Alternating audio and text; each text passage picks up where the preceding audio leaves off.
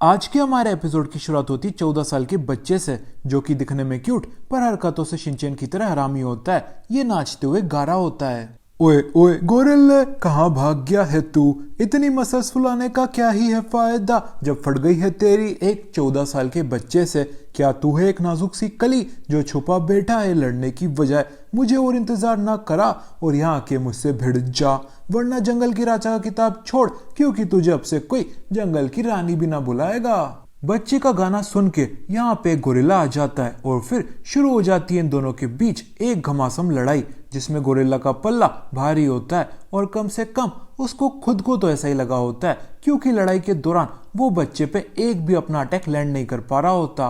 बाबू, आप मुझे हिट क्यों नहीं कर पा रहे हो? क्या आप अपने मोटे से शरीर का शिकार हो, जिसकी वजह से आप ढंग से हिलडुल नहीं पा रहे हो? बच्चे का ताना गोरिल्ला के तन बदन में आग लगा देता है, क्योंकि गोरिल्ला की बॉडी, गोरिल्ला की मसल्स ही उनकी प्राइड होती हैं और कम से कम होती थी 14 साल के बच्चे के ताने से पहले। इसी वजह से गोरिल्ला नाराज हो जाता है और गुस्से में बच्चे को आसमान में उठा फेंकता है, ताकि नीचे गिरते समय ग्रेविटी से उसका चूरमा बन जाए।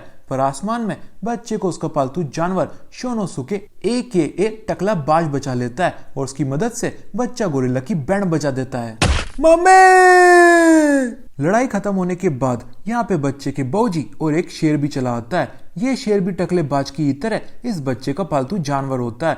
और रही बात बाऊजी की, तो वो अपने बच्चे को एक जंगली गोरिल्ला से लड़वा के उसे ट्रेन कर रहे होते हैं। बाऊजी, आपने एकदम सही कहा था, ओपोनेंट का मजाक उड़ाने से वो लड़ाई का न्योता स्वीकार कर ही लेता है, चाहे फिर वो एक जानवर ही क्यों ना हो। और बच्चे की इस बात से हमें पता चलता है, अगर बच्चा शिनचैन है तो बाऊजी र्योत्सु हैं। पर बच्चे और बाऊजी का हैप्पी मोमेंट ज्यादा देर के लिए नहीं चलता, क्योंकि एक गोरिल्ला की धुलाई करती यहाँ पे उसके भाई बंधु आ जाते हैं अपने साथी की हार का बदला लेने के लिए। पर बाऊजी इस सिचुएशन में भी ना डरते हैं और ना ही घबराते हैं और अपने बच्चे को स्वॉर्ड्समैनशिप की सीक्रेट टेक्निक नंबर 001 का इस्तेमाल करने के लिए कहते हैं, और वो होती है बिना पीछे देखे यहाँ से दुम बचा के नॉन स्टॉप भागना। भागते भागते बाऊजी और उनके बेटे को 1 किलो से भरा हुआ कंटेनर मिल जाता है, जिसमें ये छुप के सभी गोरिल्लाओं को चकमा दे देते हैं और अपने आप को मिस्टर इंडिया समझने लगते हैं। पर इन बेवकूफों को कौन समझाए, फ्रूट्स कंटेनर के अंदर नहीं उगते, पेड़ पौधों पे उगते हैं।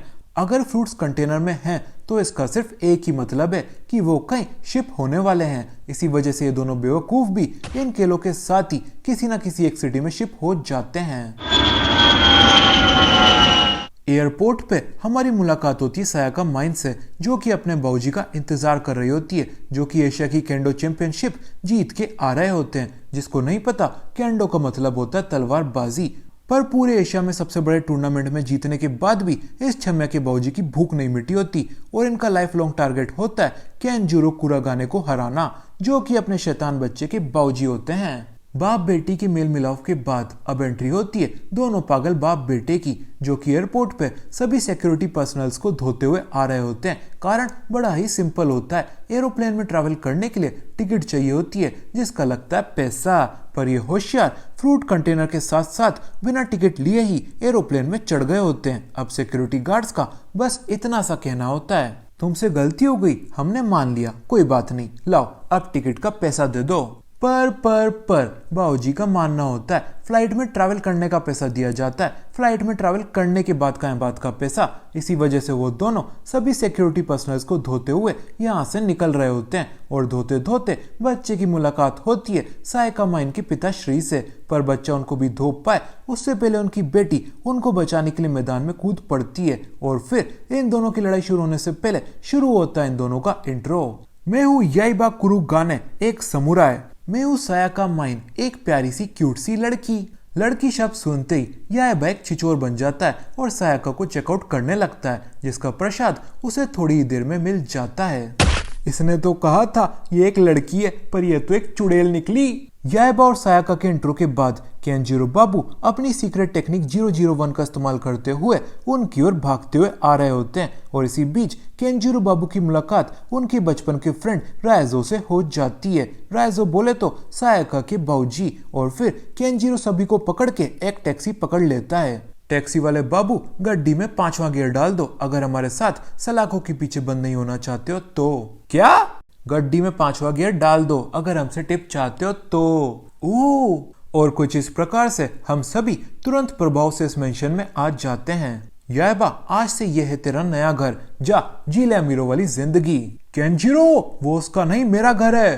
क्या तेरा क्या मेरा राइजो, सब ऊपर वाले की देन है। नहीं बे घन चक्कर, मैंने इस घर के 150 करोड़ दिए हैं। पर याइबा को बड़ों की बातचीत में कोई इंटरेस्ट नहीं होता, उसे इंटरेस्ट होता है तो अपनी नई अमीरों वाली जिंदगी में। इसी वजह से वो बिना किसी और देरी के अपने नए घर में घुस जाता है, जहाँ पे उसकी मुलाकात होती है एक 60 साल की बुढ़िया से। ओए बच्चे, ये अमीरों का घर है, कोई धर्मशाला नहीं जो तू यहाँ पे बिना इजाजत के चला रहा है। ओए घूसट बुढ़िया, तेरी उम्र परलोक सुधारने की है, ना कि मेरे से सवाल जवाब करने की। जा और शांति से जाके किसी कब्र में लेट जा। क्या कहा तेने? के दादी अम्मा अपनी छड़ी बाहर निकाल लेती हैं और याइबा को प्रसाद देने ही वाली होती हैं कि उतने में यहाँ पे उसका बाप भी चला आता है। केंजिरो, तू यहाँ पे क्या कर रहा है?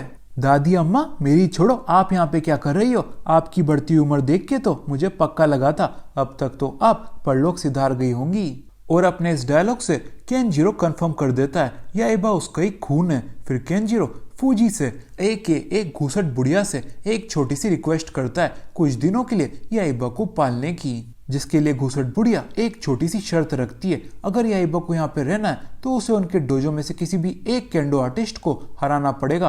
बुढ़िया की यह शर्त केंजिरो हंसते हंसते स्वीकार लेता है और इतना ही नहीं, वो पूरे डोजो से सबसे ताकतवर केंडो आर्टिस्ट को ढूंढ के अपने बेटे का अपोनेंट बना देता है। बेवकूफ, वो मूटो है हमारे डोजो का सबसे ताकतवर केंडो आर्टिस्ट। तू अपने बेटे के रहने के लिए घर खोज रहा है या उसे बेघर होते हुए देखने के लिए तरस रहा है? हा।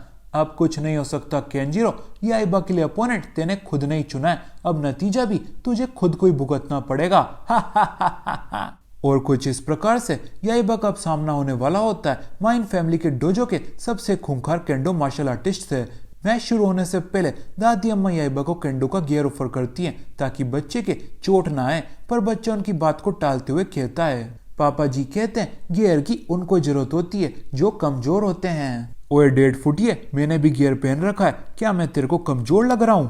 केंजिरो, तेरा बच्चा उल्लू का पट्टा है, तेने इसका मोटा लाइफ इंश्योरेंस करा रखा है क्या जो तू इसे ऐसी सलाह दे रहा है? मुझे मेरा प्रोटीन लेने दे रहा है, सो ज्ञान लेने की मेरी उम्र अब जा चुकी है। ओए केंजिरो, वो मेरी बाटली है क्या? मैं उसको अपनी आज की रात रंगीन बनाने के लिए लाया था, अपनी कोंडो चैंपियनशिप की जीत का जश्न मनाने के लिए लाया था।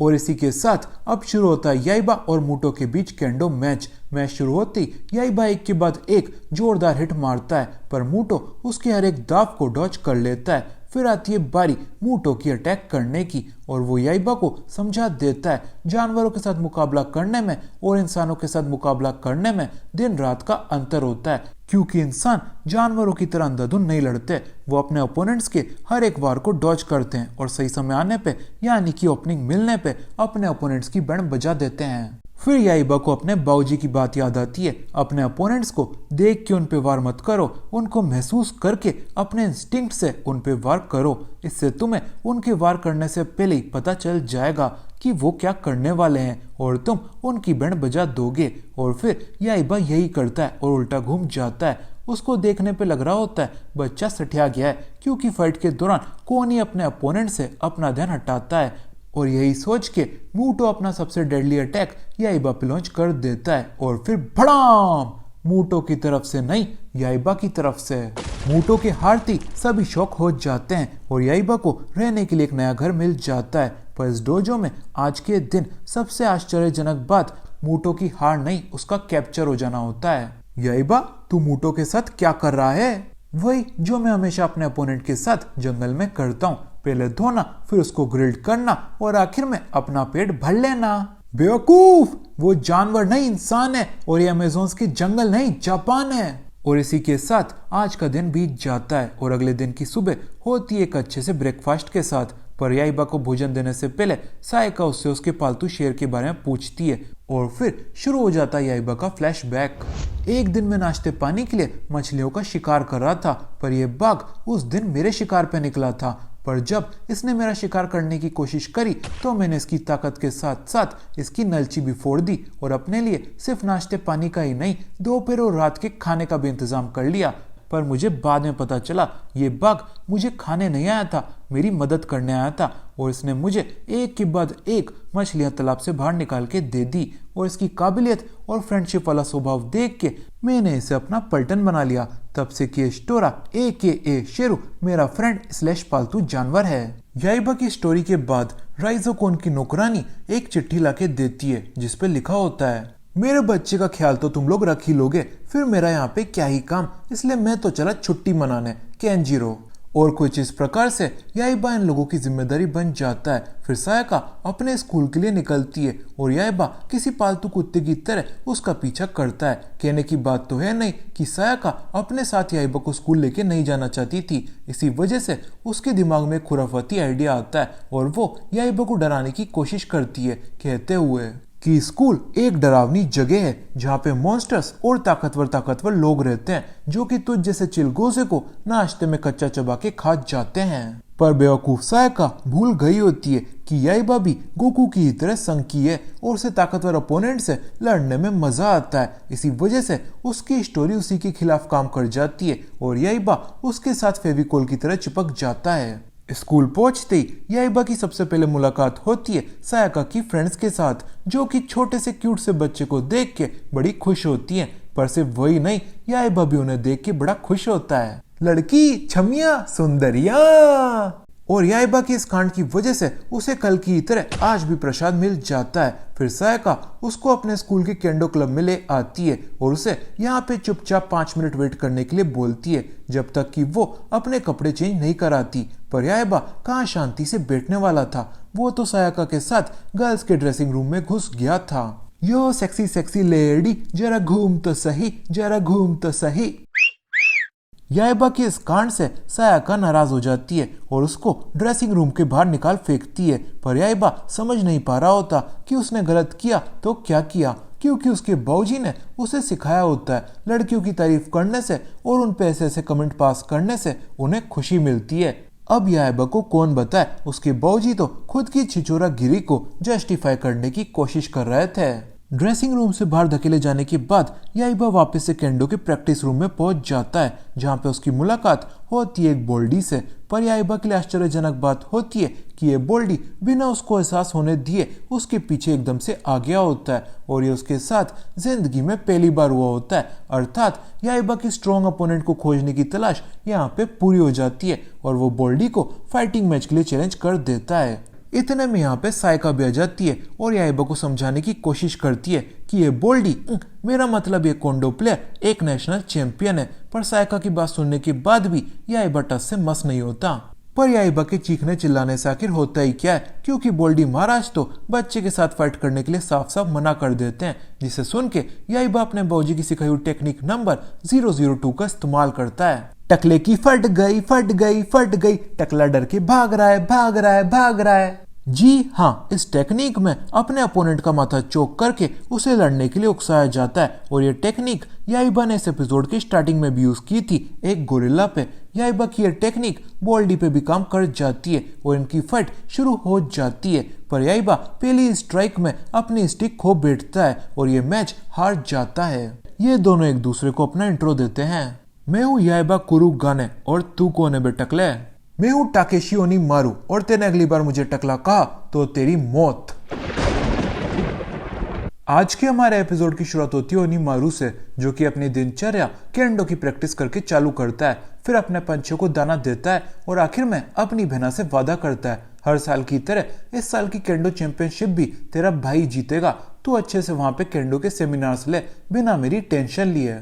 ओनीमारू अपनी दिनचर्या निपटा के स्कूल पहुंच जाता है जहां पे उसकी मुलाकात होती है याइबा से, जो कि उसे देखती फाइटिंग मैच के लिए चैलेंज कर देता है। पर ओनीमारू एक हाई स्कूल स्टूडेंट होता है और बच्चों से लड़ना और उन्हें पीटना उसे शोभा नहीं देता है। इसी वजह से वो याइबा के प्रपोजल पे थूक के आगे निकल जाता है। पर याइबा को उसका ये स्टाइल पसंद नहीं आता, इसी वजह से वो उस पर छुपके से आक्रमण कर देता है। पर ओनीमारू के इंस्टिंक्ट्स टॉप नॉच होते हैं और वो याइबा के दाव को डॉज करने के साथ साथ उसे ये भी समझा देता है अभी उसे भिड़ने के लिए उसे सदियां लगेंगी, सदियां। पर ओनीमारू की ये बात याइबा को पसंद नहीं आती और वो ओनीमारू को लाइन पे लाने का एक खुराफाती आइडिया बनाता है। अब वो क्या है वो तो हमें स्कूल की छुट्टी होने पे ही पता चलेगा। स्कूल की छुट्टी होती ओनीमारू अपना केंडो गियर पहनने ड्रेसिंग रूम में पहुंच जाता है ताकि वो केंडो की प्रैक्टिस कर सके। पर उसके जिम लॉकर में उसे अपना गियर नहीं, सिर्फ याइबा की तरफ से लिखा हुआ एक नोट मिलता है जिसपे लिखा होता है, ओनीमारू उजड़े चमन, तेरा केंडो गियर मैंने ही गायब किया है, अगर तुझे वो वापस चाहिए तो आके मुझसे ले ले, याइबा। याइबा का लेटर पढ़ते ही ओनीमारू उसकी तलाश में निकल जाता है और सबसे पहले उसे अपने गियर का हैंड ग्लव मिलता है, जिसको छूती याइबा की सीक्रेट टेक्निक नंबर 003 एक्टिवेट हो जाती है। अगर दुश्मन को चिढ़ा के मैदान में नहीं ला सकते हो तो उसे गुस्सा दिला के लाओ। पर टकलू याइबा के जाल को बड़े आराम से डॉज कर लेता है और सोचने लगता है, मेरा तो कोई जवाब ही नहीं, अब उसे कौन बताए, ये जाल तो याइबा ने सिर्फ इसलिए बिछाया होता है ताकि ओनीमारू आने वाले जालों के लिए प्रिपेयर हो जाए और उनमें उसकी जान ना चल जाए, बस उसके शरीर पे थोड़े घाव आ जाए और उसकी बत्ती सी टूट जाए, ताकि वो आइंदा से कभी भी याइबा का मजाक उड़ा पाना तो छोड़ो, उड़ा पाने के बारे में सोच भी ना पाए। अपना हैंड ग्लव मिलने के बाद ओनीमारू का कॉन्फिडेंस आसमान छू जाता है और वो अपना बाकी का इक्विपमेंट लेने सोनिक की रफ्तार से निकल जाता है, जो कि उसे स्कूल हॉल में मिल जाता है। पर वेस्ट गियर के साथ आती एक नई परेशानी और उजड़े चमन पे सभी के सभी स्कूल लॉकर्स गिर जाते हैं, जिसमें चपटा होके उसकी बत्ती सी बाहर आने वाली होती है। पर ओनीमारू अपनी सोनिक जैसी रफ्तार से अपनी जान बचा लेता है और कहता है, मेरा तो कोई जवाब ही नहीं। पर उसे क्या पता था, वो स्कूल लॉकर्स तो सिर्फ उसका ध्यान भटकाने के लिए थे, असली जाल तो वेस्ट गियर को उठाने के बाद एक्टिवेट होने वाला था। वेस्ट गियर को उठाती ओनीमारू के समझ आ जाता है, ये बच्चा कोई मामूली बच्चा नहीं है, एक सरफिरा बच्चा है। और फिर वो भी अपनी इस क्वेस्ट को सीरियसली लेने लगता है। पर अपने गियर को इकट्ठा करते करते उसकी हालत थोड़ी टाइट हो जाती है और आखिर में वो याइबा के पास पहुंच जाता है और उससे अपना आखिरी गियर का पार्ट मांगता है, जिसके लिए याइबा की सिर्फ एक छोटी सी शर्त होती है, मेरे साथ एक फाइटिंग मैच कर ले और अपना हेड गियर मुझसे ले ले। बच्चों को धोना मेरा स्टाइल नहीं है गुटिया। अब ओनीमारू को क्या पता था, उसका यह डायलॉग उसे तीसरी मंजिल से नीचे ले कूदेगा। ओनीमारू की बात सुनती याइबा उसका हेड गियर स्कूल की छत से नीचे फेंक देता है, जिसे बचाने के लिए ओनीमारू अपनी जान की बाजी लगा देता है और उसके पीछे स्कूल की छत से नीचे कूद जाता है। पर ओनीमारू इतना भी ढक्कन नहीं होता कि 1000 रुपए की चीज के पीछे वो अपनी जान खो दे। वो जानता होता है तीसरी मंजिल की छत हो या 10वीं मंजिल की, उसके पार्कर स्किल्स उसकी जान बचा ही लेंगे। और वैसा ही होता है, बिना किसी खरोच के ओनीमारू ने खुद की और अपने गियर की जान बचा ली होती है। और फिर वही वो अपना घिसा पिटा डायलॉग दोहरा देता है, हाँ मेरा तो कोई जवाब ही नहीं। पर ढक्कन अभी तो मेरा जाल ही एक्टिवेट नहीं हुआ। ये जाल नहीं था तेरा? नहीं। याइबा के इतना कहती ग्राउंड में एक गड्ढा हो जाता है, जिसमें ओनीमारू गिर के अपनी हालत खस्ती कर लेता है। अब तो लड़ेगा तू मुझसे? एक ही बात बार बार दोहराने पे मुझे मजबूर मत कर बच्चे, मैं बच्चों से नहीं लड़ता, जा पहले हॉर्लिक्स पी के आ।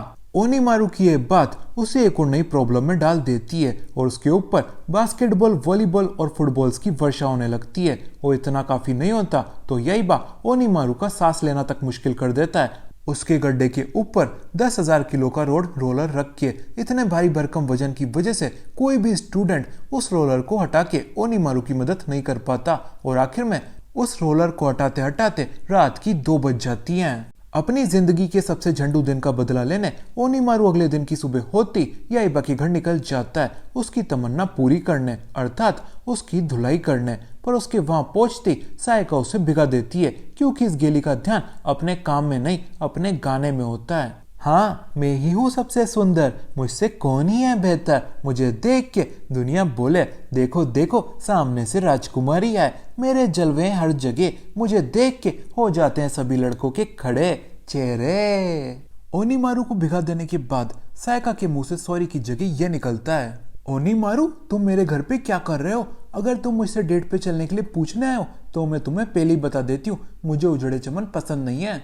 और कुछ इस प्रकार से जाने न अनजाने में सायका ने 2-2 बार ओनीमारू की ले ली होती है। पर ओनीमारू का ध्यान केंद्रित होता है और वो आज सिर्फ याइबा से बदला लेने के मूड में होता है। इसी वजह से वो सायका को इग्नोर मारता है और चिल्लाता हुआ उसके घर में घुस जाता है, याइबा लड़ना था ना तुझे मुझसे, ले मैं आ गया।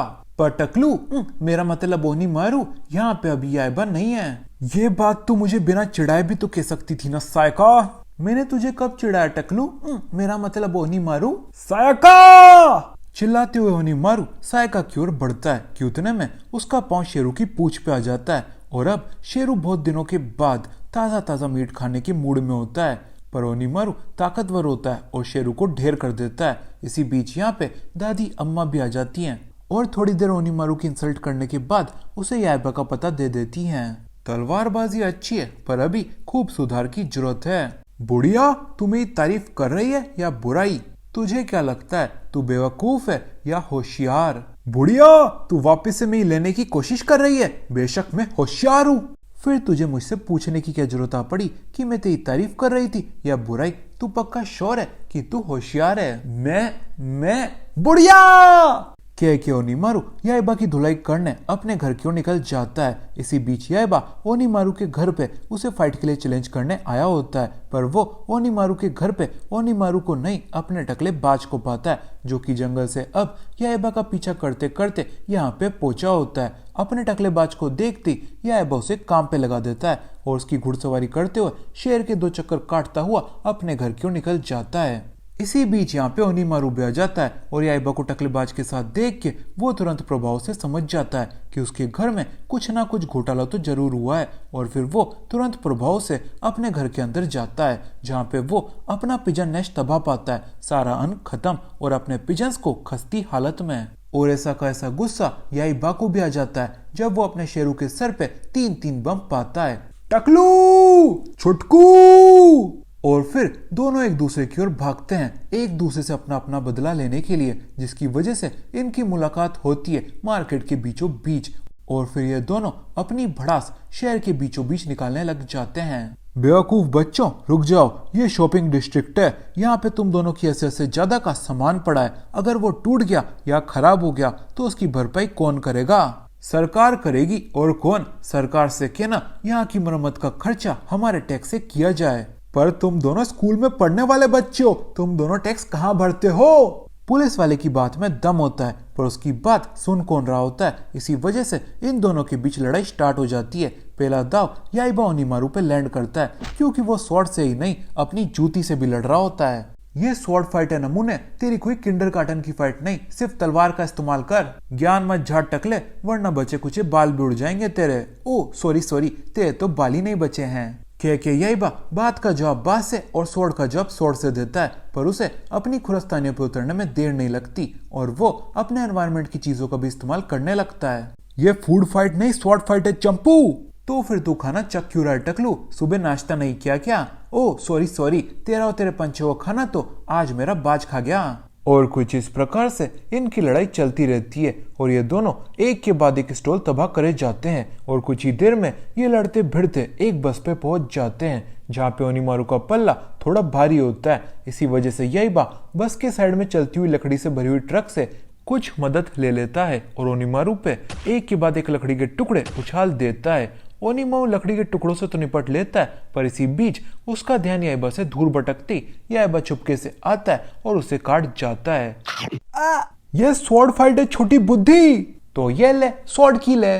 के याइबा अपना आखिरी बार ओनीमारू पे लैंड कर देता है और फाइट जीत लेता है। जीत का जश्न मनाने के लिए याइबा चलती हुई बस पे से बार बार उछलने लगता है और आखिर में एक बोर्ड से टकरा के अपने भी हाथ पांव तुड़वा लेता है। और इस लड़ाई का नतीजा दोनों की ही चीखें निकल रही होती हैं। अपनी मरहम पट्टी करवाने के बाद याइबा भी दादी माँ से सुनता है कि वो एक चीटर है, विनर नहीं, क्योंकि स्वॉर्ड फाइट में सिर्फ स्वॉर्ड यूज करना अलाउड होता है, बाइट, जूती, खाना और लकड़ियां नहीं। दादी माँ से शिक्षा लेके याइबा प्रण लेता है अगली बार ओनीमारू को सिर्फ अपनी स्वॉर्ड से धोने का, और उसके लिए वो अपने जानवरों के साथ ट्रेनिंग भी स्टार्ट कर देता है, वो भी छत पे अपनी आंखों पे पट्टी बांध के। ये बेवकूफ छत पे क्यों ट्रेन हो रहा है दादी माँ? इसे अपना इतना बड़ा गार्डन नहीं दिख रहा क्या? छत पे खुद को ट्रेन करने से ये अपना बैलेंस हर सिचुएशन में मेंटेन करना सीख जाएगा, क्योंकि छत सीधी नहीं होती मेरी सीधी बेटी। तुझे भी ये बात पता होती अगर तेरा खुद की स्किल सुधारने पे थोड़ा सा भी ध्यान होता तो। दादी माँ ताना नहीं ज्ञान मांगा था, और अब आप मेरे से ये मत कहना कि आंखों पे पट्टी बांधना भी इसकी कोई खास ट्रेनिंग है। खास तो नहीं कहूंगी मैं, क्योंकि ये ट्रेनिंग पहले भी बहुत एनिमेज में आ चुकी है, जैसे कि अपना गोकू अल्ट्रा इंस्टिंक्ट मोड में। इस ट्रेनिंग से तुम्हें अपने अपोनेंट्स को देखने की जरूरत नहीं होती, तुम उनकी प्रेजेंस नोटिस करके ही उनको और उनके अगले दाव को नोटिस कर सकते हो, और उनका काम तमाम भी। तुझे भी ये बात पता होती अगर तेरा हाँ अगर मेरी खुद की स्किल सुधारने पे थोड़ा भी ध्यान होता तो। पहली बार में सुन लिया था दादी माँ मैंने आपका ताना। मैं भेरी नहीं हूँ, भेरे लोग आपकी उम्र में होते हैं। क्या कहा? जबान लड़ाती है, ताना देती है, पर काटू मैं तेरे केंडो की जगह कल से हाउसवाइफ बनने की ट्रेनिंग लगाऊं मैं तेरी। के दादी माँ गुस्से के मारे यहाँ से चल जाती हैं और हम आ जाते हैं ओनीमारू के पास, जो कि मोमबत्तियों के बीच एकांत और शांत दिमाग के साथ अपनी केंडो स्किल्स और अपना फोकस लेवल सुधारने की कोशिश कर रहा होता है। पर उसका दिमाग उसे उसके चारों ओर ये 14 साल का बच्चा दिखा रहा होता है। और कुछ ही देर में याइबा की क्वांटिटी ओनीमारू के दिमाग में 100 गुनी हो जाती है और वो 100 याइबा ओनीमारू को काटने लग जाते हैं जैसे कि वो उसका खाना हो। पर ओनीमारू का भोग लगने से पहले उसका सपना टूट जाता है और अपने दिमाग को शांत करने के लिए वो केंडो की प्रैक्टिस करने लग जाता है। पर वो कितना भी फोकस कर ले उसका दिमाग उसे बार बार सिर्फ एक ही चीज दिखाया जा रहा होता है। ओनीमारू, क्या तुझे पता है भगवान ने तुझे अच्छा चेहरा, अच्छा फिगर, अच्छी केंडो स्किल सब दी, पर अच्छे बाल नहीं दिए जो तेरा साथ लंबे समय तक दे सके। पता है क्यों? क्योंकि वो भी जानते थे तुझे टकलू टकलू चिढ़ाने में मजा बड़ा आता है। टकलू टकलू टकलू टकलू। याइबा की बात से ओनीमारू गुस्सा हो जाता है और उसकी ओर अपनी स्वord घुमा देता है। पर असलियत में तो यहाँ पे याइबा होता ही नहीं है और टकलू अपना ही 25,000 का नुकसान कर बैठा होता है।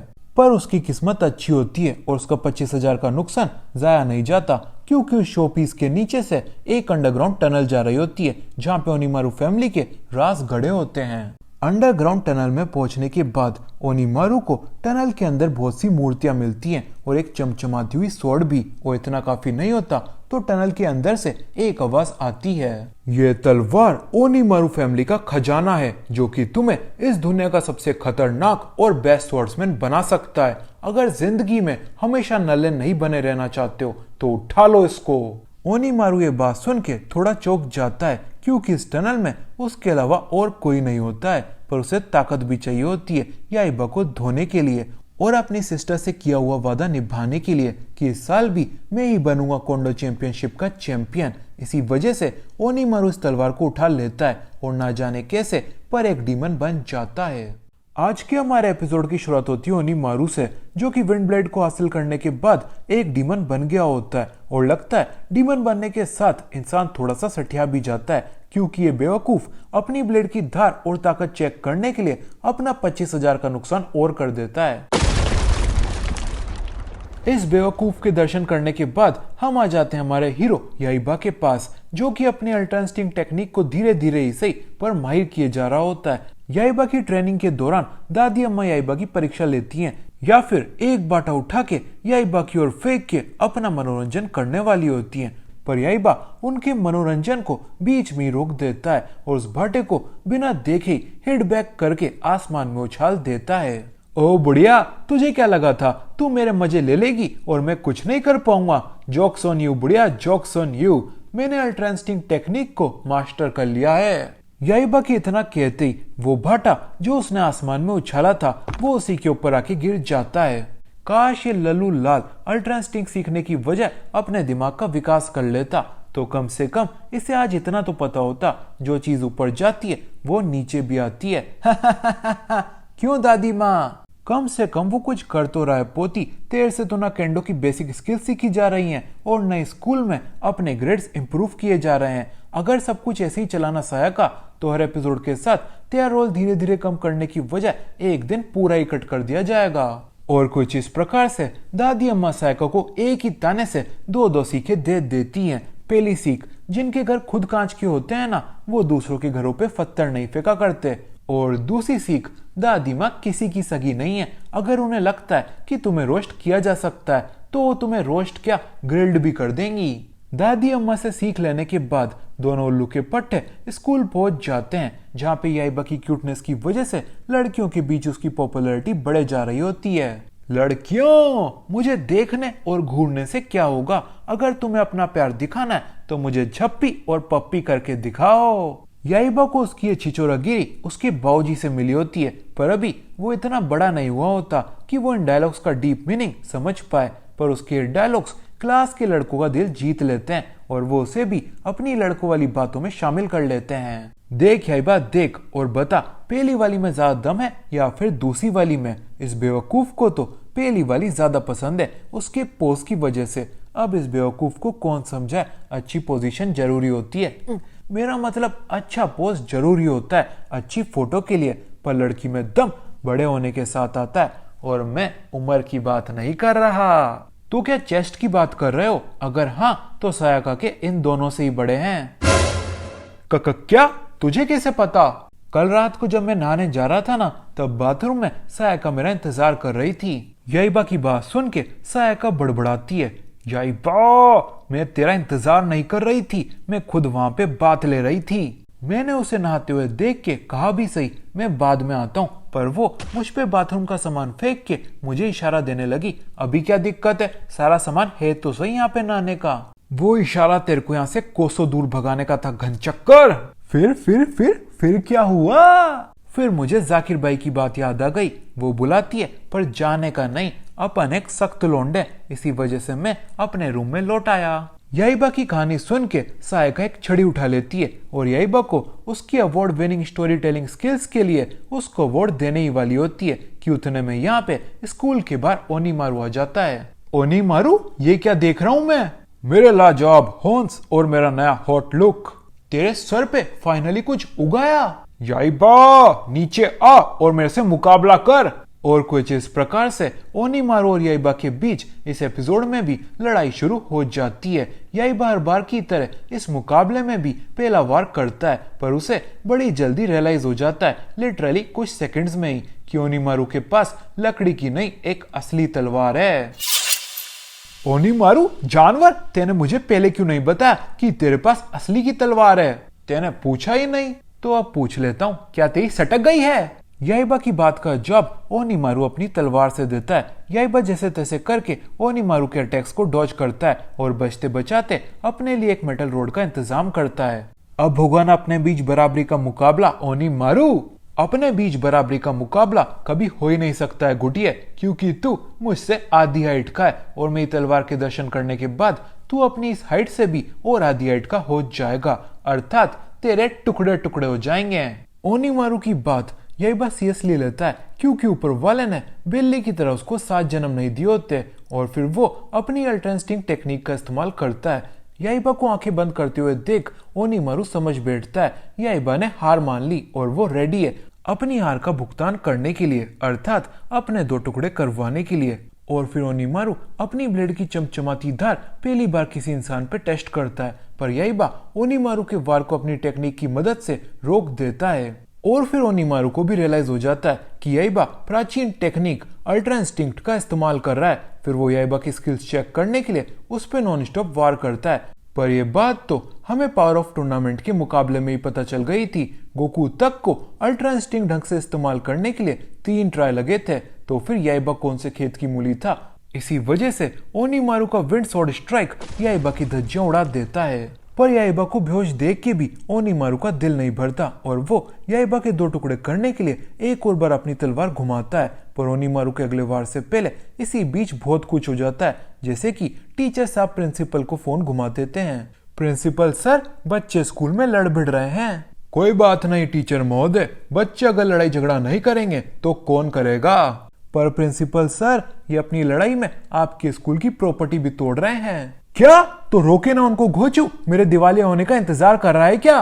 पर सर, इनकी लड़ाई बड़ी ही खौफनाक है और आप मुझे इतनी तनख्वाह नहीं देते हो कि उसके चक्कर में मैं अपनी जान जोखिम में लगा दूं। डरपोक, कायर, बुजदिल, जान छोड़, तेने अपनी नौकरी दाव पे लगा दी है। फुटपाथ पे रहने के लिए तैयार हो जा, क्योंकि अब 6000 रुपए महीना पगार भी तुझे नसीब नहीं होगी। सर! इसी बीच सायका भी ओनीमारू की तरफ देख के चिल्लाती है, रुक जा ओनीमारू, तेने याइबा को हरा दिया है और साथ ही साथ अपने गंजे सर पे भी कुछ उगा लिया है। अब किस बात का क्रोध बचा है तुझ में? पर सायका की ये बात ओनीमारू को पसंद नहीं आती और वो सायका की ओर ही अपना अगला वार कर देता है। सायका को तो कुछ नहीं होता प्लॉट आर्मर की वजह से, पर स्कूल की बिल्डिंग के 2 टुकड़े हो जाते हैं और प्रिंसिपल सर का दिवाला निकल जाता है। इसी बीच ओनीमारू का दाव इतना पावरफुल होता है कि उसने सायका के साथ साथ याइबा को भी अपनी टारगेट रेंज में ले लिया होता है। अर्थात इस दाव से याइबा की भी बैंड बजने वाली होती है, पर प्लॉट आर्मर केलो या टकलेबाज का कमाल वो सही समय पे याइबा को यहाँ से उड़ा ले जाता है। अपनी हार के बाद याइबा की आंखों से नॉन स्टॉप पानी बहने लगता है, जैसे कि उसकी आंखों में एक्वा गार्ड लगा हो। याइबा को दुखी देख के उसके सभी पलटन भी दुखी हो जाते हैं, पर उनके समझ नहीं आ रहा होता कि वो याइबा का दुख कम करने के लिए करें तो करें क्या। कि तभी एंट्री होती है याइबा के नशेड़ी बाप की, जो कि उसे बताता है उसके ओपोनेंट ओनीमारू ने उसे धोने के लिए फूजिन केन का इस्तेमाल किया है। फूजिन केन एक लेजेंडरी स्वॉर्ड है जो कि विंड स्वॉर्ड और स्वॉर्ड ऑफ विंड नाम से भी जानी जाती है, क्योंकि वो अपने यूजर को विंड से रिलेटेड बेशुमार पावर दे देती है और उसको हराने का सिर्फ एक ही तरीका है, राइजेन केन। राइजेन केन भी फूजिन केन की तरह एक लेजेंडरी स्वॉर्ड है जो कि थंडर स्वॉर्ड और स्वॉर्ड ऑफ थंडर नाम से जानी जाती है, क्योंकि वो अपने यूजर को थंडर से रिलेटेड पावर दे देती है। बाऊजी की कहानी सुन के याइबा अपने बाऊजी से थंडर स्वॉर्ड का पता पूछता है, जिसका खुलासा करने के लिए बाऊजी साफ इनकार कर देते हैं, क्योंकि पहला कारण तो वो स्वॉर्ड बहुत ही डेंजरस होती है और बच्चों को डेंजरस चीजों से दूर रखा जाता है, ना कि उनके पास। आपने मुझे गोरिल्ला से लड़ने के लिए अकेला छोड़ दिया था पापा, आपने मुझे एनाकोंडा से लड़ने के लिए अकेला छोड़ दिया था, और अब आप मेरी सेफ्टी की बातें कर रहे हो। याइबा तू कितना भी सही हो, पर बड़ों को ऐसे बीच में टोका नहीं करते बेटा। मैं जिंदगी में पहली बार तो कुछ सही कहने जा रहा था, पर कोई ना, मैं तुझे थंडर स्वॉर्ड का पता दे देता हूँ। वो तुझे माउंट टेंगू में मिलेगी। कैसे बाप हो आप, बच्चे की एक बार जिद करती आपने उसकी फरमाइश मान ली। तू हो आप तो बाप के नाम पे।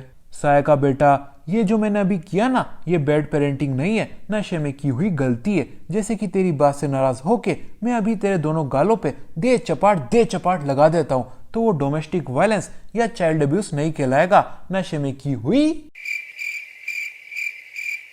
गलती कहलाएगी, समझी क्या। केंजुरो की बात का तो पता नहीं, पर सायका ये जरूर समझ जाती है कि बेवड़ों के बीच नहीं बैठना चाहिए, क्योंकि वो सही लोग नहीं होते। अगली सुबह याइबा सायका का अपहरण करके उसे अपने साथ माउंट टेंगू ले जाता है, क्योंकि उसे एक नेविगेटर की जरूरत होती है। याइबा तुझे माउंट टेंगू का रास्ता नहीं पता, इसका ये मतलब थोड़ी है कि तू वहां पहुंचने के लिए एक क्यूट सी प्यारी सी सुंदर सी लड़की का अपहरण कर लेगा। बिल्कुल सही कहा तेने सायका, इसलिए तो मैंने एक सोती हुई आलसी लड़की का अपहरण किया है, जो कि स्कूल जाने से मात्र 5 मिनट पहले उठती है और बिना नहाए धोए सिर्फ हाथ मुंह धो के स्कूल निकल जाती है। याइबा की बात सुन के सायका समझ जाती है इससे वो बातों में तो नहीं जीतनी। फिर आखिर में हार मान के वो याइबा के साथ अपने पहले एडवेंचर के लिए तैयार हो जाती है। माउंट टेंगू चढ़ते चढ़ते इन दोनों को भूख लग जाती है, जिस वजह से याइबा एक सुअर को उसकी जिंदगी का सबसे महत्वपूर्ण काम दे देता है, भूखे का पेट भरने का। ये सभी बैठ के नाश्ता कर ही रहे होते हैं कि उतने में इनके ऊपर से कुछ खजूर गिरते हैं, जिसकी वजह से याइबा और सायका का ध्यान थोड़ी देर के लिए भटक जाता है और उतने में ही यहाँ पे एक बुढ़ा आके इनके खाने को उड़ा ले जाता है। भूखे शेरू, तू सारा खाना अकेले ही चट कर गया, वो भी 1 मिनट के अंदर ही। तू भूल तो नहीं गया ना, मेरा फ्रेंड बनने से पहले मैं तुझे अपना भोजन बनाने वाला था। मेरे मालिक, मेरे आका, मेरे काका, मुझे प्लीज बख्श दो, बख्श दो, बख्श दो, मैंने नहीं खाया आपका खाना। शेरू के इतना कहते ही इनके ऊपर से सुअर की हड्डियां गिरती हैं, जो कि बता रही होती हैं इनका खाना इस बुढ़े ने खाया है। मैं बुढ़ा नहीं, मियाँ मोटो हूँ। तो आप ही वो बुढ़े हैं जिनके पास राइजेन केन है। बेटा, क्या तुम्हारे बाबूजी ने तुम्हें बड़ों की रेस्पेक्ट करना नहीं सिखाया? सिखाया है ना, मुझसे गलती हो गई, मुझे माफ कर दीजिए। अब से मैं आपसे तमीज से बात करूंगी। हमें थंडर स्वॉर्ड दे दीजिए बुढ़े जी। वाक्य में जी लगाने से रेस्पेक्ट नहीं आ जाती, पर बढ़ती उम्र के साथ मौत जरूर आ जाती है बुढ़े। थंडर स्वॉर्ड कहाँ है, जल्दी से बता दे, उसे भी क्या अपने साथ कब्र में लेके जाएगा। याइबा की ये बात सुन के बुढ़ा नाराज हो जाता है और याइबा को एक चैलेंज ऑफर करता है। इस घर में ढेर सारे जाल बिछे हुए हैं, अगर तैने उन सबको पार करके मेरा चैलेंज कंप्लीट कर दिया तो मैं तुझे थंडर स्वॉर्ड का पता बता दूंगा। बुढ़े की बात याइबा मंजूर करने वाला होता है कि उतने में सायका की नजर थंडर स्वॉर्ड पे पड़ जाती है, जो कि घर के बाजू में जमीन में गड़ी होती है। यह देख के याइबा अब बुढ़े को मुंह तक लगाना जरूरी नहीं समझता और उसको इग्नोर करता हुआ स्वॉर्ड देख के उसकी ओर भाग जाता है। सबसे पहले स्वॉर्ड को छूती है सायका, क्योंकि उसको घर जाने की सबसे ज्यादा जल्दी होती है, पर उसके स्वॉर्ड को छूती आसमान से एक बिजली टपकती है और उसको भून के रख देती है। बेवकूफ लड़की, वो थंडर स्वॉर्ड है, तेरी कोई बारबी डॉल नहीं। जब तेरे जैसे छोटे दिमाग के घन चक्कर लोग इसे छूते हैं ना तो ये उन्हें सेक के रख देती है। क्या कहा तेने बुढ़े? मैंने नहीं, ऐसा स्वॉर्ड ने कहा बेटा। और कुछ इस प्रकार से बुढ़ा अपने शांति भरे जीवन के लिए अपनी ही बात से पलट जाता है। इसी बीच याइबा भी थंडर स्वॉर्ड पे अपना हाथ ट्राई करने वाला होता है। टेंगू हाथ फेरने से थंडर स्वॉर्ड बाहर निकल आती तो मैं इसको कब का बाहर निकाल चुका होता। जब मेरे जैसा महान आदमी इस स्वॉर्ड को बाहर नहीं निकाल पाया तो तू कहां से निकाल लेगा? झटका खाने के लिए तैयार हो जा। 1 2 3। बुड्ढे के 3 कहते ही याइबा थंडर स्वॉर्ड को बाहर निकाल लेता है और बुड्ढे की महानता पे क्वेश्चन मार्क लगा देता है, जिसके बाद बुड्ढे के कानों में ये गाना बजने लगता है। ये क्या से क्या हो गया, इसके आगे का गाऊंगा तो कॉपीराइट स्ट्राइक आ जाएगी, इसलिए अपने आप ही समझ लो। पर रही बात इस स्वॉर्ड को विल्ड करने की तो याइबा ढंग से नहीं कर पाता क्योंकि ये स्वॉर्ड काफी ज्यादा भारी होती है। और याइबा जब इस स्वॉर्ड की पावर को अनलीश करने जाता है तो वो भी ओनीमारू की तरह एक राक्षस बन जाता है और अपने ही दोस्तों पे वार कर बैठता है। पर सायका की किस्मत अच्छी होती है और उसके डीप फ्राइड होने से पहले उसे बुढ़ा बचा लेता है और तो और याइबा की कनपट्टी पे एक टिका के उसे भी शांत कर देता है। याइबा को हराने के बाद बुढ़ा उस पे पानी की बाल्टी डाल के उसे होश में लाता है और उसे बताता है थंडर स्वॉर्ड को यूज करने वाले यूजर के 2 परिणाम हो सकते हैं। पहला, या तो वो अपनी बहादुरी से थंडर स्वॉर्ड की पावर्स को कंट्रोल कर लेता है, या दूसरा तलवार की ताकत के आगे हार जाता है और एक राक्षस / डीमन बन जाता है। पर ओनीमारू में तो बहादुरी कूट कूट के भरी थी। अगर उसे खुद की किसी चीज को लेके सेल्फ डाउट हो सकता है तो वो है उसके गंजेपने को लेके। बाकी तो वो लोंडा फुल कॉन्फिडेंस फुल एटीट्यूड से भरा पड़ा था। उसमें इतना एटीट्यूड था कि उसने स्कूल की सबसे सुंदर लड़की यानी कि मुझ पे आज तक कभी लाइन भी नहीं मारी। फिर वो कैसे डीमन बन गया विंड स्वॉर्ड को विल्ड करने के बाद? बता बुढ़े, या तुझे भी नहीं पता और तेरा ज्ञान अधूरा है और तू अपने अधकचरे ज्ञान के बल पे अंधों में काना राजा बनना चाहता है। बेटा मैं जानता हूँ कि लड़कियों की जबान तेज और तीखी होती है, पर थोड़ा तो काबू रख अपने मुंह पे, कहीं मुझे बचे कुछ एपिसोड के लिए ही तेरे मुंह पे डक्ट टेप ना लगानी पड़े। और रही बात तेरे सवाल की, तो ये दोनों लेजेंडरी स्वॉर्ड्स अपने यूजर को बेहतियान पावर्स देने के साथ साथ उनके ट्रू नेचर को एम्पलीफाई भी कर देती हैं, अर्थात बढ़ा देती हैं। फॉर एग्जाम्पल, स्कूल में कोई बच्चा दिखता शरीफ है पर मनी मन वो स्कूल में आग लग जाने की प्रार्थना कर रहा होता है ताकि उसे स्कूल से 2 घंटा पहले छुट्टी मिल सके, तो ये स्वॉर्ड्स उसके अंदर के शैतान को बाहर निकाल देती हैं और उसे एक डीमन बना देती हैं।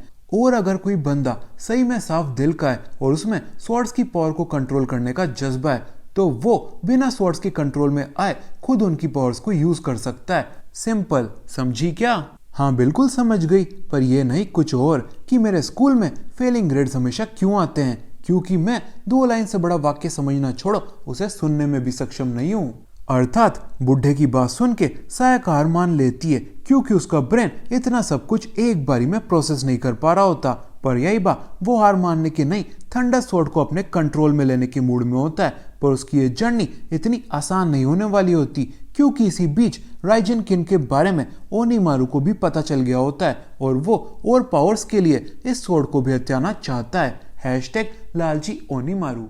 आज के हमारे एपिसोड की शुरुआत होती है ओनीमारू से, जो कि अपने बंगले के नीचे दबी हुई सभी राक्षसों वाली मूर्तियों को जीवित कर देता है और अपने लिए फ्री फोकट में 8 सेवकों का इंतजाम कर लेता है। वो इतने नौकर चाकर काफी नहीं होते तो वो जमीन में कुछ राक्षसों वाले बीज बो के कुछ और छोटे मोटे राक्षसों को अपनी सेना में शामिल कर लेता है। अपनी सेना खड़ी होने के बाद वो कुछ नौकरों को थंडर स्वॉर्ड की तलाश में भेज देता है और खुद जापान के पार्लियामेंट की ओर निकल जाता है। पार्लियामेंट में सभी नेता कुत्तों की तरह एक दूसरे से लड़ रहे होते हैं कि ये इंफ्रास्ट्रक्चर प्रोजेक्ट हमारी स्टेट में ही बनना चाहिए ताकि हम ज्यादा से ज्यादा पैसा खा सके, मेरा मतलब ज्यादा से ज्यादा अपने लोगों का भला कर सके। पर इन सभी की बहस के बीच में यहाँ पे ओनीमारू घुसाता है अपने नए अवतार के साथ और अपनी नई post president, prime minister, speaker की पोजीशन के लिए अपने आप को बड़े ही डेमोक्रेटिक तरीके से चुनाव के लिए खड़ा करता है। सुनो तुच्छ और कमजोर जीवो, अब से इस देश का प्रेसिडेंट, प्राइम मिनिस्टर, स्पीकर, राजा, महाराजा सब मैं ही हूँ। जो मेरे संग चलेगा उसे अपनी सांसें लेते रहने का इनाम मिलेगा। जो मेरे विरोध में खड़ा होगा आज उसका आखिरी दिन होगा। टू बी क्लियर, इस पार्लियामेंट में ही नहीं इस दुनिया में भी। पर यह तुच्छ और कमजोर जीव ओनीमारू की दया स्वीकारने की जगह उस पर फायरिंग स्टार्ट कर देते हैं और फिर ओनीमारू को इन्हें इनकी हैसियत / औकात दिखानी पड़ती है। इसी बीच याइबा मियामोटो बुड्ढे के अंडर ट्रेनिंग ले रहा होता है। मियामोटो बुड्ढा नहीं, मियामोटो मुसाशी। हाँ वही, पर बुड्ढे की पहली ट्रेनिंग होती है पानी में इन पान के पत्तों पे दौड़ना, जिसे सुन के याइबा चुपचाप नहीं रह पाता। बुड्ढे, ये याइबा एनीमे है, नारुतो एनीमे नहीं। दिमाग मत दौड़ा छोटी बुद्धि, अपने पांव दौड़ा, वरना ये ट्रेनिंग कभी खत्म नहीं होगी और ओनीमारू वापस से तय तबला बजा के निकल जाएगा। बुड्ढे की बात सुन के याइबा अपनी ट्रेनिंग शुरू करता है और पहले ही कदम के साथ पानी में डूब जाता है। मैं जानता था यही होगा। मतलब कि बुड्ढे, तेने मेरा फुद्दू काट दिया। नहीं बे घोचू, इसका मतलब है हर टेक्निक को सीखने में टाइम लगता है। अब ध्यान से सुन, इस टेक्निक को माहिर करने के लिए तुझे 2 चीजों की आवश्यकता होगी। पहला, खाली दिमाग, जो कि तेरे पास है, पर इस टेक्निक को सीखने के लिए खाली दिमाग से मेरा मतलब है तेरे मन में किसी के प्रति गुस्सा, घृणा, नफरत या और कोई भी इमोशन नहीं होना चाहिए और तेरा सारा फोकस अपनी बॉडी पे ही होना चाहिए। प्लस तेरी रफ्तार भी तेज होनी चाहिए और इन दोनों को कंबाइन करने के बाद तू भी मेरी तरह ये कर पाएगा। के दादू अपनी इस टेक्निक का डेमोन्स्ट्रेशन दे देते हैं, जिसे देखने के बाद याइबा अपनी ट्रेनिंग में जोरों शोरों से लग जाता है। पर अभी याइबा को इस टेक्निक को माहिर करने में थोड़ा नहीं बहुत समय लगने वाला होता है। इसी वजह से सायाका याइबा के दोनों जानवरों के साथ आज रात के खाने की प्रिपरेशन करने निकल जाती है। वो खाना बना ही रही होती है कि उतने में बुड्ढे की कुटिया के आगे 2 भिखारी भीख मांगने आ जाते हैं। हम यहाँ पे भीख मांगने आए हो, जानती हूँ मैं, पर आपका कटोरा कहीं दिख नहीं रहा है मुझे। आप कहीं उसे लाना तो नहीं भूल गए? बड़े अनप्रोफेशनल भिखारी हो क्या आप? हम यहाँ पे पता पूछने आए हैं। ओ, तो पहले क्यों नहीं बताया आपने? मैं तो आपको बाबा जी का ठुल्लू दिखा के यहाँ से भगाने ही वाली थी। कहाँ का पता जानना चाहते हो वैसे आप? हमें थंडर सोर्ड का पता जानना है। क्या आप जानती हैं वो कहाँ है? बिल्कुल जानती हूँ, पर मैं ऐसे किसी भी अनजान व्यक्ति को थोड़ी थंडर सोर्ड का पता बता सकती हूँ। वो क्या है ना, वो सोर्ड बड़ी ही डेंजरस है। अगर वो गलत हाथों में पड़ गई तो इस दुनिया का सर्वनाश भी हो सकता है। इसी वजह से अगर आप बुड्ढे मियामोटो के दोस्त या रिश्तेदार हो तभी आपकी यहाँ पे दाल गल सकती है। अरे तो है ना हम मियामोटो के जान पहचान वाले। लग नहीं रहा आपकी बातों से। अगर आप सही में बुड्ढे मियामोटो के रिश्तेदार हैं तो उसका पूरा नाम बताइए।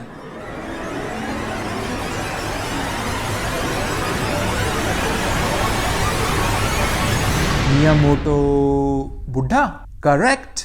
और कम से कम मैं तो उन्हें इसी नाम से जानती हूँ। चलो आ जाओ कुटिया में। वो बुड्ढा तलवार के साथ यहाँ आने ही वाला होगा, तब तक मैं आपको कुछ खाने को दे देती हूँ। और कुछ इस प्रकार से सायाका दुश्मनों को ही घर के अंदर आश्रम दे देती है। घर में पहुंचने के बाद सायाका अपने जानवरों का इंट्रो देती है। ये हैं हमारे जानवर टकलाबाज और शेरू, जिन्हें हम खाने वाले हैं। ये हमारा खाना नहीं, ये हमारे पालतू जानवर हैं। ओह कोई नहीं, आज हम वेज खा लेंगे। फ्री में वेज भी क्या बुरा है। इस बातचीत के बाद सभी खाना खाने बैठ जाते हैं। किसी को सेकंड सर्विंग चाहिए खाने की? किसी का तो पता नहीं, पर मुझे जरूर चाहिए। के डीमन महाराज अपना ऑब्जेक्टिव भटक रहे होते हैं। इसी वजह से उनकी साथी उनके एक चिपका देती है और उन्हें समझा देती है, भूखे तू यहाँ पे खाना खाने आया है या फिर तलवार चुराने? मास्टर ओनीमारू को तेरे किस्से पता चलेंगे ना तो तुझे दास से लाश बना देंगे। अपनी साथी की बात सुन के रेड कारपेट पहना हुआ डीमन अपनी गलती समझ जाता है और अपने मुंह पे ढक्कन लगा लेता है, पर यह बात उसका पेट नहीं समझ पाता और के बैठता है, जिसकी वजह से डीमन महाराज को सेकंड सर्विंग मिल जाती है और वो खुश हो जाते हैं, कम से कम तब तक जब तक उनको उनके साथी से डेथ ग्लेयर नहीं मिलता। और इतनी ही देर में यहाँ पे बुड्ढा और याइबा दोनों आ जाते हैं थंडर सोर्ड के साथ और उनके आती लड़ाई स्टार्ट हो जाती है। पर लड़ाई से पहले आता है इंट्रो, इसलिए आप सभी इन दोनों का इंट्रो सुनिए। हमें मास्टर ओनीमारू के वफादार 8 डीमनों में से एक मैं हूँ गेरुडो गिराजाइमोन AKA मेंढक महाराज, और मैं हूँ जूलियस जुपोपोटामस AKA इच्छाधारी नागिन। इन दोनों डीमंस का इंट्रो बड़ा ही धमाकेदार होता है, पर पता नहीं क्यों इनके नाम सुन के याइबा और सायाका हंस पड़ते हैं। मेंढक महाराज, मोर लाइक मेंढक दास। हिप्पोपोटामस को कैसे भूल गई तू? हिप्पो नहीं, जुप्पोपोटामस। और कुछ इस प्रकार से इन डीमंस का इंट्रो खत्म होता है और लड़ाई चालू होते ही डीमंस अपने छुटपन्नों को बुला लेते हैं, जो कि आती पहले जाते हैं। लिटरली एक 14 साल का बच्चा इन्हें हंसते हंसते पेल देता है, जिसकी वजह से नागिन को बीच में कूदना पड़ता है और याइबा को उसकी सिचुएशन की गंभीरता समझानी पड़ती है। नागिन को बीच में कूदते हुए देख दादू कैसे साइडलाइंस पे बैठ जाते हैं, इसी वजह से वो भी लड़ाई के बीच में कूद पड़ते हैं। पर नागिन के चुंगलों से निकलती याइबा मेंढक राजा के चुंगलों में फंस जाता है, जो कि उसके साथ दो हाथ पांव लड़ाने से ज्यादा तलवार चुरा के यहाँ से खिसकने में इंटरेस्टेड होता है, क्योंकि मेंढक राजा को काम से ज्यादा आराम पसंद होता है। पर अपनी तलवार मेंढक राजा को खींचते हुए देख याइबा खुद उसको विल्ड कर लेता है और वापस से थंडर गॉड के चुंगलों में आ जाता है। ये देख के दादू वापस से याइबा को होश में लाने की कोशिश करते हैं, पर थंडर गॉड की याइबा पे पकड़ पहले के मुकाबले काफी स्ट्रांग होती है और वो दादू से अपना बदला लेने के लिए उनका घर जला देते हैं। और अब दादू के पास थंडर गॉड की अकल ठिकाने लगाने के लिए दो कारण होते हैं। पहला, एक तो उन्हें थंडर गॉड को याइबा की बॉडी कब जाने से रोकने का होता है और दूसरा उन्हें थंडर गॉड से अपने घर का बदला भी लेने का होता है, जिस वजह से वो अपने दुश्मन तक की मदद कर देते हैं जब याइबा मेंढक राजा को सेक के उसके पकोड़े बनाने वाला होता है। दुश्मन का दुश्मन दोस्त होता है मेंढक, मुझे इससे अपने घर का बदला लेने का है और तुझे भी इससे अपना बदला लेना चाहिए। अगर मैं नहीं आता तो ये तुझे सेक के तेरे पकोड़े बना देता। बुड्ढे की बात में दम होता है, इसी वजह से मेंढक राजा बुड्ढे के साथ टीम अप कर लेता है। पर थंडर गॉड के आगे ये दोनों मिलके भी चाय कम पानी ज्यादा होते हैं और थंडर शॉक से मरते मरते बचते हैं। फिर बुड्ढा अपने जिंदगी भर का ज्ञान इकट्ठा करता है और मेंढक को याइबा का ध्यान भटकाने के लिए बोलता है, ताकि वो मौका मिलते उस पर चौका मार सके और थंडर गॉड का फुद्दू काट सके। और ऐसा ही होता है, जब थंडर गॉड मेंढक के पकोड़े बनाने में बिजी होते हैं तभी बुड्ढा आसमान से उड़ता उड़ता आता है और अपनी तलवार सेक्रीफाइस करते हुए थंडर गॉड की स्वॉर्ड से थंडर बॉल निकाल देता है, जिसकी वजह से याइबा वापस से नॉर्मल हो जाता है और हमें पता चलता है थंडर स्वॉर्ड की पावर का सोर्स उसकी बॉल में है। पर जब तक हमको इस बात का एहसास होता है तब तक ये बॉल सायका के हाथ में होती है और उससे कोई चीज छीनना कोई बड़ी बात नहीं होती। थंडर बॉल को हासिल करने के बाद अब बारी आती है थंडर स्वॉर्ड को हासिल करने की और इसी वजह से नागिन अपने साथी को आवाज देती है, ओए नमूने, सब काम मैं ही करूंगी क्या, थंडर स्वॉर्ड लेके आ उस बच्चे से। नागिन की बात लाउड एंड क्लियर होती है, पर मेंढक राजा की जान अभी अभी इस बुड्ढे ने बचाई होती है। इसी वजह से मेंढक राजा बुड्ढे के साथ विश्वासघात नहीं करना चाहता था। यह देख के नागिन नाराज हो जाती है और अपने ही साथी पे हमला कर देती है, पर हमारा हीरो याइबा बीच में कूद पड़ता है और मेंढक राजा की जान बचा लेता है। अब अगर आप लोग सोच रहे हैं क्यों, तो मत सोचिए, क्योंकि सभी हीरोज में ये बेवकूफों वाली आदत होती ही होती है, सिवाय हमारे वन एंड ओनली होमलैंडर के अलावा। फिर शुरू होती है याइबा और नागिन के बीच लड़ाई, जिसमें याइबा अपनी बॉडी की जी जान लगा देता है, पर नागिन के टुकड़े छोड़ो उसकी बॉडी पे खरोच तक नहीं ला पाता है, क्योंकि उसकी बाजुओं में इतनी जान ही नहीं होती, जिसकी वजह से उसे थोड़ा भागम भाग करना पड़ता है एक नया प्लान खोजने तक। फिर आखिर में वो अपनी स्वॉर्ड को उसके छेद से किसी शूरिकेन की तरह घुमाने लगता है, जिसकी वजह से थंडर स्वॉर्ड एक पेड़ तक कोई बिना किसी एफर्ट के आराम से काट देती है और ये देख के डीमंस की फटकी 4 हो जाती है और याइबा की बल्ले बल्ले। याइबा अपनी नई टेक्निक से डीमंस का सफाया जारी रखता है और ये देख के नागिन तक की भी फट जाती है और अब वो और लड़ने के नहीं बस यहाँ से भागने के मूड में होती है। पर याइबा उसकी ये तमन्ना पूरी नहीं होने देता और पानी के ऊपर रखे हुए पत्तों पे से भागा भागा आता है और अपनी नई टेक्निक से नागिन के टुकड़े टुकड़े कर देता है। नागिन के पहले जाने के बाद वो एक छोटा सा सांप बन जाती है, जिसे याइबा तरस खा के छोड़ देता है। और अगर आप अभी भी सोच रहे हो याइबा पानी के पत्तों पे कैसे भागा, उसकी तो ट्रेनिंग ही पूरी नहीं हुई थी ना, तो इतना मत सोचा करो, क्योंकि हीरोज की असली पावर क्लाइमेक्स आने पे ही एक्टिवेट होती है।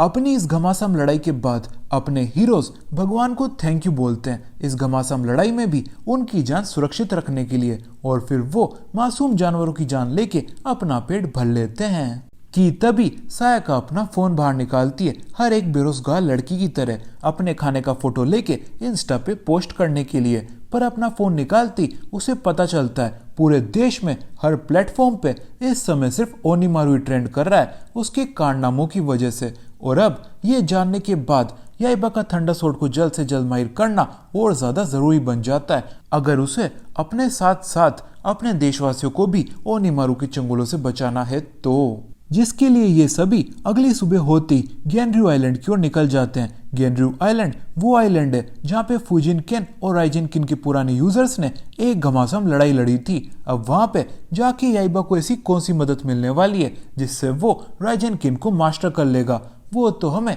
वहीं पहुंचने के बाद ही पता चलेगा। जिसके लिए आपको इस वीडियो को लाइक, कमेंट और शेयर करना है ताकि हम याइबा के साथ हमारी ये जर्नी कंटिन्यू कर सकें। Bye bye.